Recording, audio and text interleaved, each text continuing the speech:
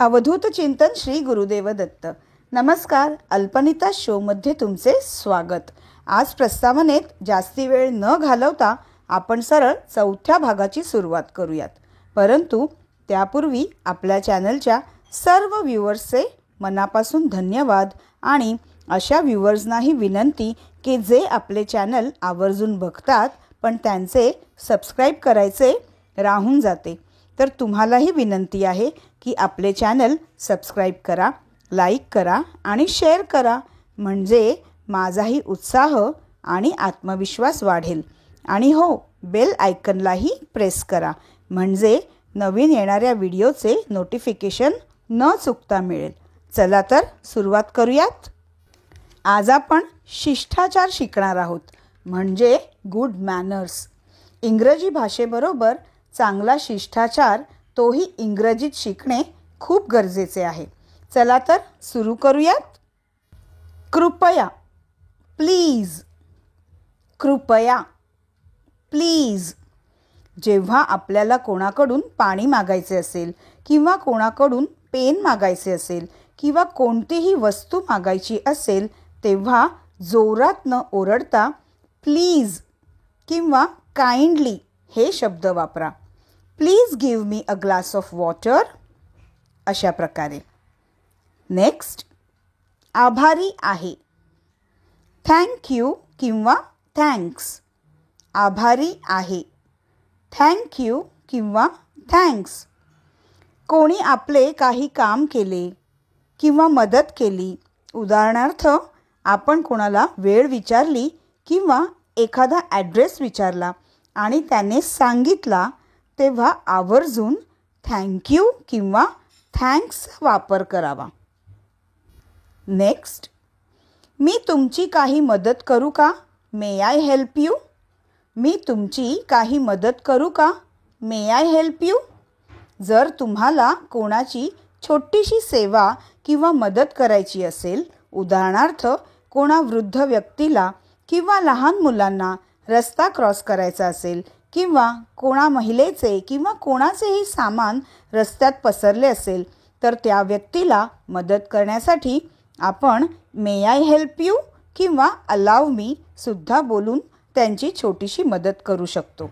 इतर ठिकाणी सुद्धा ज्यांना गरज आहे आणि जर तुमची इच्छा असेल त्यांना मदत करायची, तर मे आय हेल्प यू असे बोलून त्यांना मदतीचा हात देऊ शकता.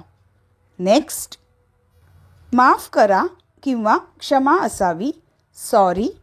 माफ करा किंवा क्षमा असावी. सॉरी. समजा आपण कधी कोणाला कुठे भेटण्याची वेळ दिली असेल आणि त्या वेळेनुसार जर आपण पोहोचलो नाही किंवा आपण रस्त्यात किंवा मॉलमध्ये चालताना कोणाला कुठे चुकून धक्का लागला, तर लगेच सॉरी असे म्हणावे. किंवा काही वेळेला आपल्या हातून कधीकधी काही छोटीशी चूक घडते, तेव्हासुद्धा आय एम सॉरी असे म्हणून समोरच्याची क्षमा मागावी. नेक्स्ट, क्षमा करा किंवा माफ करा. Excuse me. क्षमा करा किंवा माफ करा. Excuse me.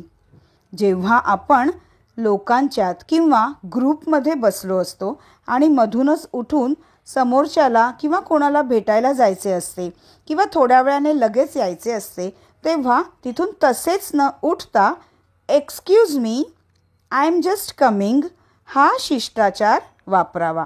काही वेळेला कोणी दोघे रस्त्यात उभे राहून बोलत असतील आणि आपल्याला त्यांच्या जवळून जायचे असेल किंवा त्यांना काही विचारायचे असेल, तेव्हा एक्सक्यूज मी असे आपण बोलून त्यांचे लक्ष आपल्याकडे वेधून घेऊ शकतो.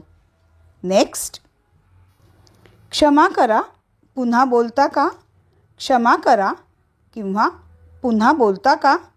Pardon me. जेव्हा आपण कोणाशी बोलत असताना किंवा फोनवर बोलत असताना जर समोरच्याचे बोलणे नीट समजले नाही किंवा नीट ऐकू आले नाही, तेव्हा pardon me, I didn't here what you sed. मला माफ करा, मला कळले नाही तुम्ही काय म्हणालात, असेही आपण बोलू शकतो. एक सांगायचे आहे, हे नीट लक्षात असू द्यात की सॉरी, एक्सक्यूज मी आणि पार्डन मी हे शब्द जिथे जिथे ज्या वाक्यांना किंवा ज्या कृतीला सूट होतात तिथेच नीट वापराव्यात. नेक्स्ट, मी आत येऊ शकते किंवा मी आत येऊ शकतो का? मे आय कम इन प्लीज?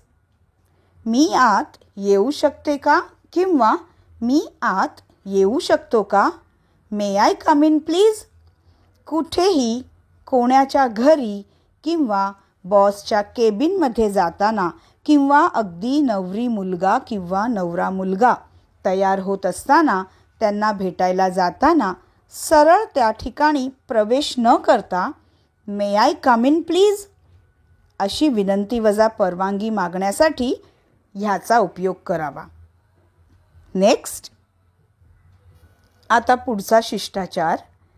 तुम्ही कोणाचे छोटेसे काही काम केले आणि बदल्यात त्याने तुम्हाला थँक्यू सांगितले तर तुमचे उत्तर असे असेल: वेलकम, यू आर वेलकम किंवा इट्स ऑल राईट किंवा नो मेन्शन किंवा इट्स फाईन किंवा माय प्लेजर किंवा एनी टाईम असेही तुम्ही शिष्टाचार वापरू शकता.